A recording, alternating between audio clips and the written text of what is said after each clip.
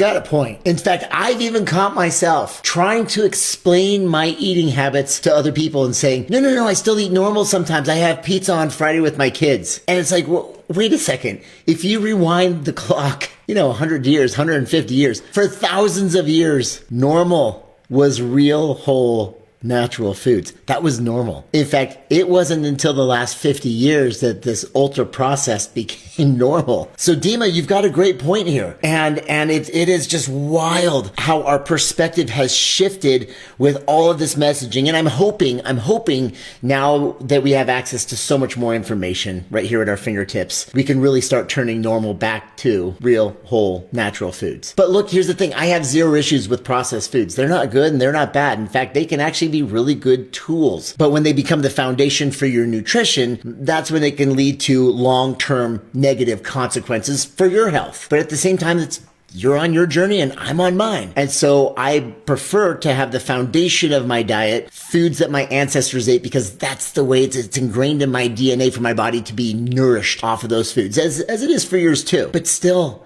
it's completely fine to enjoy processed foods in moderation. I love the 80-20 rule. It just seems to make really good sense, and it seems to be a pretty good balance between the two. 80% of the time you're eating real, whole, natural foods, and 20% of the time you're eating some processed foods. But look, I've got nothing wrong with processed foods. It's not good or it's not bad. It's just always good to have that good balance. Most of the time, 80% of the time, eating real, whole, natural foods, and then 20% of the time, satisfying that sweet tooth, enjoying time with family and friends, whatever that might be. And oftentimes, processed foods can be some very low-calorie options that we can utilize as incredible tools to help assist our wellness journey. So it's all about finding a good balance in there. But I think it is really important that we start saying normal is the foods that our ancestors ate for thousands of years. And not so normal, it's going to be all these frankenfoods that came out in the last 50. So Dima, thank you so much for this post and for opening up this conversation so we can start normalizing real food as normal again.